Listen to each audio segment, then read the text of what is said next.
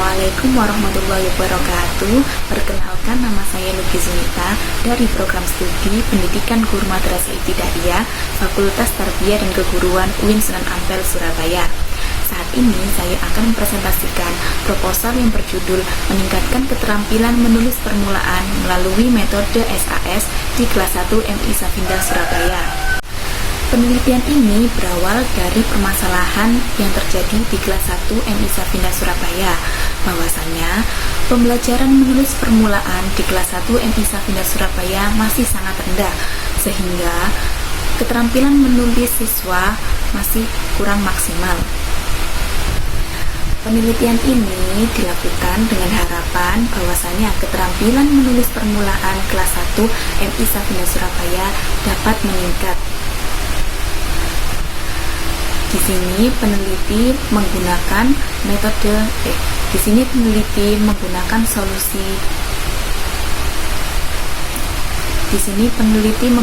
solusi menggunakan metode SAS atau struktur analitik sintesis. Selanjutnya, bab 1, pendahuluan, latar belakang. Pendidikan adalah sebuah pengetahuan, keterampilan, dan kebiasaan yang dilakukan oleh sekelompok orang dari generasi ke generasi dengan melalui pembelajaran, pelatihan, dan penelitian. Pendidikan adalah hal yang wajib dilakukan oleh setiap orang untuk mendapatkan ilmu sampai batas waktu tertentu atau sampai usia tertentu.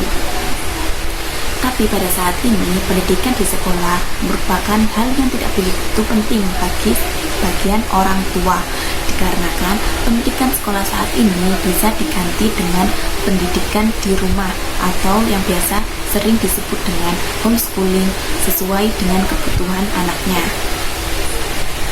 Pendidikan di Indonesia merupakan pendidikan yang dilaksanakan secara terstruktur dan tidak terstruktur. Seluruh elemen masyarakat berhak dan wajib mengikuti program Merdeka Belajar.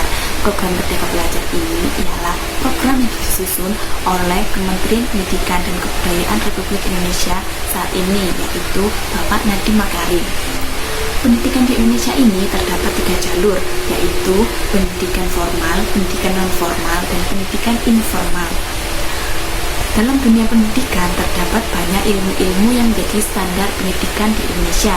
Salah satunya ialah ilmu kebahasaan atau sering disebut dengan ilmu bahasa Indonesia. Pendidikan bahasa Indonesia merupakan salah satu ilmu yang harus diajarkan dalam dunia pendidikan. Dalam ilmu bahasa Indonesia terdapat 4 keterampilan yang harus dicapai oleh siswa. Keterampilan pertama ialah keterampilan membaca, yang kedua ialah keterampilan menyimak, yang ketiga ialah keterampilan menulis, dan yang keempat ialah keterampilan berbicara. Untuk mencapai 4 keterampilan ini, siswa harus mempelajarinya secara bertahap. Jadi, merupakan hal yang lumrah di Indonesia bahwa mata pelajaran bahasa Indonesia selalu ditemui dari jenjang tingkat sekolah dasar sampai jenjang menengah atas. Hal ini diharapkan bahwa siswa dapat menerapkan serta memahami ilmu kebahasaan, keterampilan, serta kesastraan. Tetapi sangat mengejutkan, kualitas berbahasa dan keterampilan yang dimiliki oleh siswa tidak sesuai dengan apa yang diharapkan, apalagi dalam hal menulis dan membaca siswa tingkat dasar, yang seharusnya keterampilan tersebut merupakan tonggak awal bagi ilmu kebahasaan. Ada beberapa penyebab yang menyebabkan kurangnya keterampilan menulis dan membaca pada siswa sekolah dasar. Salah satunya ialah guru masih menggunakan pendekatan atau metode lama yang tidak kreatif dan membuat bosan bagi siswa. Contohnya ialah pada keterampilan menulis permulaan, guru harus menggunakan media yang kreatif dan pendekatan yang menyenangkan agar siswa cepat memahami materi tersebut, karena menulis ialah hal yang menjenuhkan bagi siswa. Pada saat ini, peneliti sedang meneliti siswa kelas 1 MI Safinda, Surabaya. Kenyataan di lapangan tidak sesuai dengan apa yang dipikirkan, bahwasanya siswa kelas 1 MI Safinda, Surabaya masih banyak yang kesulitan dalam hal menulis permulaan. Menurut wawancara yang sudah peneliti lakukan, hal itu disebabkan karena kurang bervariasinya pembelajaran. Hal itu disebabkan kurang bervariasinya dalam menggunakan metode pelajaran. Maka dari itu, peneliti di sini mencoba untuk menggunakan metode baru, yaitu metode SAS atau struktur analitik sintesis. Dalam latar belakang tersebut, bisa ditarik 3 rumusan masalah. Yang pertama ialah bagaimana keterampilan menulis permulaan siswa kelas 1 MI Safinda Surabaya. Yang kedua, bagaimana kegiatan pembelajaran keterampilan menulis permulaan melalui metode SAS pada siswa kelas 1 MI Safinda Surabaya. Yang ketiga, bagaimana peningkatan keterampilan menulis permulaan siswa kelas 1 MI Safinda Surabaya melalui metode SAS. Dari rumusan masalah tersebut, penelitian ini bertujuan untuk mengetahui bagaimana peningkatan keterampilan menulis permulaan dengan melalui metode SAS di kelas 1 MI Safinda Surabaya, apakah berhasil atau tidak. Selanjutnya saya akan menginjak ke bab 2, yaitu tentang kajian teori. Yang pertama yaitu hakikat menulis. Menurut Henry Guntur Tarigan, menulis merupakan kegiatan membuat lambang grafik yang makna dari lambang tersebut sudah dipahami oleh pembacanya dan bahasa tersebut sudah dipahami oleh pengguna bahasa tersebut. Dengan kata lain, menulis merupakan membuat, mengubah, dan mengolah huruf, angka, dan simbol menjadi suatu kata, kalimat, atau paragraf yang bisa dipahami oleh orang lain. Jadi bahwasanya menulis ialah bukan hanya sekedar menulis, tetapi menulis ialah memasukkan gagasan atau pikiran ke lambang-lambang tulisan.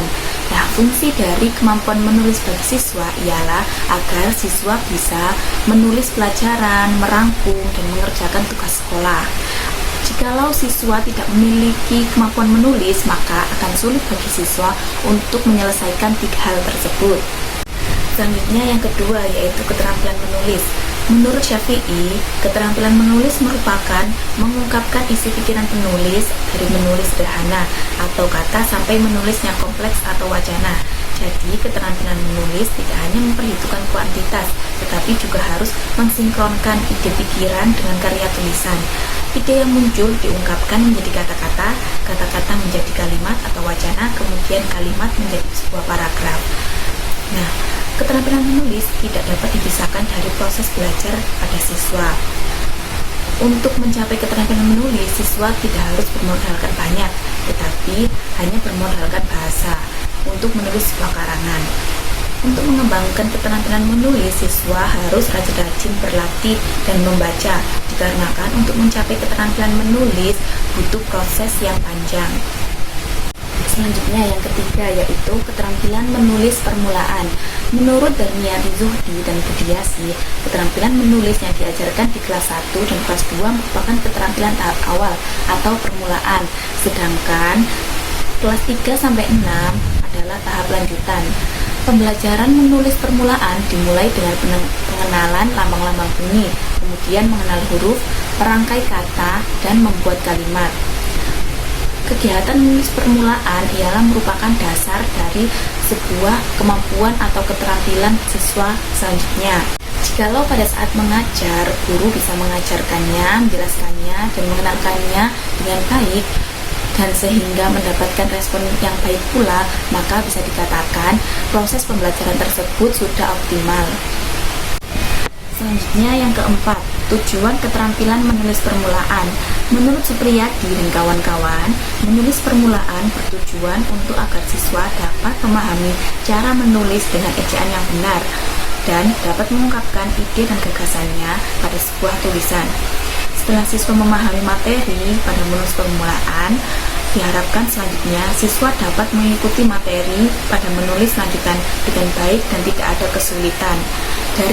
Dari tujuan tersebut, siswa diharapkan menjadi penulis yang terampil untuk menghasilkan kesuksesan akademik di masa depan. Kemudian yang kelima yaitu jenis-jenis menulis permulaan. Menurut Mohlison dan kawan-kawan, terdapat beberapa jenis menulis permulaan, antara lain sebagai berikut. Yang pertama yaitu menulis huruf kecil. Untuk menulis huruf kecil ini, siswa diajarkan untuk mengenal huruf-huruf lepas atau tegak berantai. Artinya, huruf-huruf yang terdapat pada kata tersebut tidak boleh terputus atau bersambung.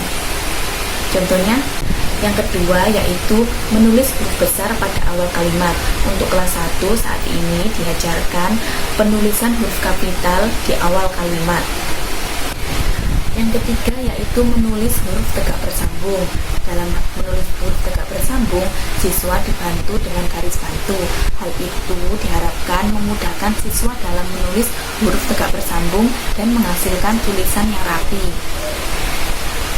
Selanjutnya yang terakhir atau yang keempat ialah menulis ejaan. Ejaan adalah cara menulis kata-kata dengan huruf sesuai dengan ilmu bahasa. Bagian-bagian ejaan dari menulis permulaan ini adalah menulis huruf kapital atau huruf besar pada awal kalimat dan menulis tanda baca. Selanjutnya ialah metode SAS atau metode yang digunakan dalam penelitian ini. Metode SAS adalah sebuah metode pembelajaran menulis permulaan dengan melalui beberapa tahapan, yaitu yang pertama struktur, menampilkan keseluruhan kalimat yang utuh. Yang kedua, analisis, melakukan proses penguraian kalimat menjadi kata, kata menjadi suku kata menjadi huruf. Yang ketiga yaitu sintesis, melakukan penggabungan kembali ke bentuk kalimat semula. Nah, metode SAS ini dikembangkan oleh PKMN atau Pembaharuan Kurikulum dan Metode Mengajar oleh Departemen dan Pendidikan RI pada tahun 1974. Pelaksanaan metode SAS menurut Supriyadi menuturkan bahwa metode SAS adalah suatu pendekatan cerita yang terdapat gambar dan di dalamnya mengandung unsur analitik sintesis. Salah satu contohnya memperkenalkan kepada siswa kelas 1 tentang huruf vokal, yaitu A, I, U, E, O. Berikut ialah langkah-langkah dari pelaksanaan metode SAS yang dikemukakan oleh Supriyadi. Sebenarnya dalam pelaksanaan metode SAS ini tidak ada langkah-langkah yang paten atau guru bisa memvariasikannya sesuai dengan kondisi siswa di kelas. Selanjutnya bab ketiga yaitu metode penelitian. Di sini peneliti menggunakan jenis penelitian tindakan kelas. Adapun yang menjadi variabel penelitian ini adalah variabel bebas. Dalam penelitian ini adalah penggunaan metode SAS. Yang kedua, variabel Y dalam penelitian ini adalah keterampilan menulis permulaan. Penelitian tindakan kelas adalah suatu penelitian yang digunakan untuk memecahkan masalah di kelas sehingga dapat meningkatkan dan memperbaiki proses belajar dan hasil pembelajaran melalui tindakan yang mengacu pada masalah yang terjadi dalam kelas. Adapun langkah-langkah yang digunakan dalam metode penelitian ini ialah mengacu pada modifikasi spiral dengan berbagai tahapan. Yang pertama ialah perencanaan tindakan, yang kedua ialah pelaksanaan tindakan, yang ketiga observasi, dan yang keempat ialah refleksi. Yang pertama ialah perencanaan tindakan. Perencanaan hendaknya disusun dengan sebaik mungkin dan sebagus mungkin guna mencapai hasil yang diharapkan. Adapun langkah-langkah yang diambil peneliti dalam perencanaan tindakan ialah yang pertama, menyiapkan materi yang akan diajarkan di dalam kelas, seperti menulis permulaan yang berkaitan dengan tema yang dipelajarkan pada saat ini. Yang kedua, menyusun rencana pelaksanaan pembelajaran menggunakan metode SAS untuk setiap siklus. Yang ketiga, menyiapkan lembar kerja peserta didik. Yang keempat, menyusun lembar teks siklus berupa soal yang akan diberikan pada saat setelah proses pembelajaran berlangsung pada tiap siklus. Yang kelima, membuat lembar pengamatan aktivitas siswa pada pembelajaran berlangsung, serta lembar pengamatan kemampuan guru. Yang kedua ialah pelaksanaan tindakan. Dalam pelaksanaan tindakan, peneliti harus memilih tindakan yang cocok dan sesuai pada kondisi siswa. Dalam hal ini, peneliti menggunakan tindakan metode SAS atau struktur analitik sintesis. Yang ketiga yakni observasi. Observasi dalam penelitian tindakan kelas adalah pengumpulan data yang merupakan proses perubahan kerja dalam proses pembelajaran. Selama observasi, peneliti dibantu oleh guru dan teman sebagai peneliti dan siswa. pada saat pembelajaran berlangsung, guru sebagai peneliti untuk meneliti tindakan yang sudah dipilih oleh peneliti atau saya sendiri. Sedangkan untuk siswa bisa diteliti oleh teman sejawat. Di sini peneliti menggunakan foto dan video agar memudahkan peneliti dalam mengorek data. Dalam observasi kemampuan guru dan aktivitas siswa, peneliti menggunakan instrumen. Dalam instrumen observasi kemampuan guru, terdapat kriteria persiapan, presentasi, penugasan, dan penutup. Sedangkan untuk instrumen observasi aktivitas siswa, terdapat kriteria persiapan, pemberian materi, penugasan, serta penutup. Selanjutnya yang keempat ialah refleksi. Refleksi adalah memahami suatu tindakan yang telah dicatat dan diobservasi. Refleksi merupakan sekumpulan penjelasan data-data yang telah diperoleh dari pelaksanaan tindakan. Data-data refleksi ialah data-data observasi atau pengamatan dari kemampuan guru dan aktivitas siswa. Selanjutnya, data-data tersebut didiskusikan bersama observer, siswa, dan guru sebagai masukan dalam tindakan berikutnya. Selanjutnya ialah subjek penelitian. Subjek penelitian ini ialah siswa kelas 1 MI Safina Surabaya. Kenapa subjek ini dipilih?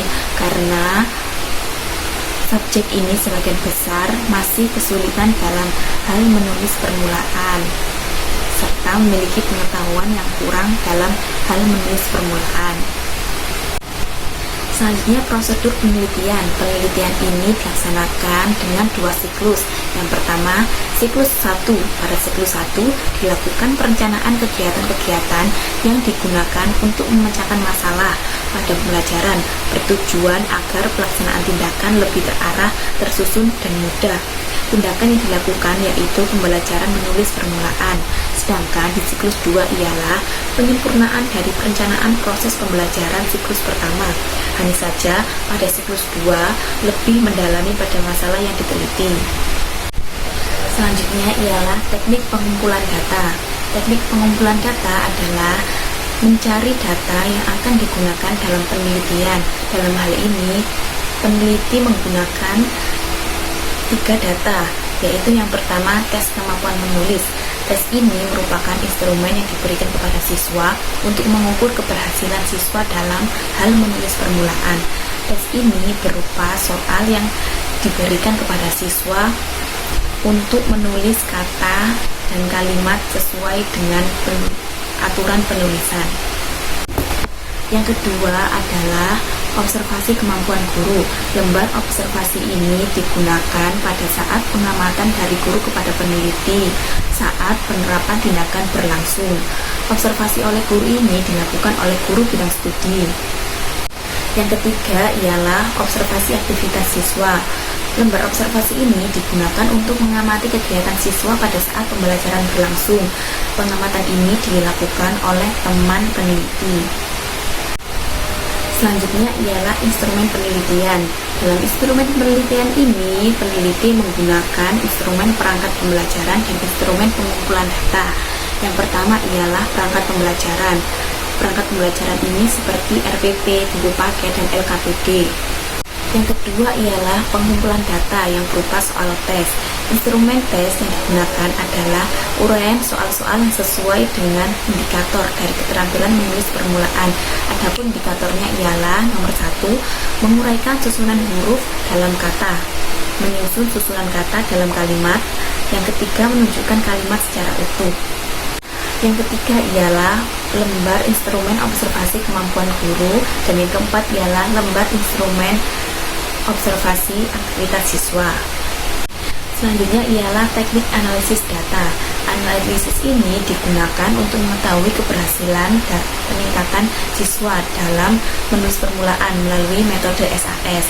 Dalam hal ini, peneliti menggunakan teknik pensekoran. Bisa dilihat di sini rumus dari teknik pensekoran yang sudah peneliti gunakan. Selanjutnya ialah analisis kemampuan guru. Data kemampuan guru diperoleh dari hasil pengamatan selama kegiatan belajar mengajar berlangsung. Nah, di samping ini ialah rumus dari analisis kemampuan guru. Selanjutnya yang ketiga ialah analisis aktivitas siswa. Data pengamatan analisis siswa didapat dari hasil pengamatan langsung saat proses pembelajaran berlangsung. Nah, di sini peneliti menggunakan rumus seperti di samping.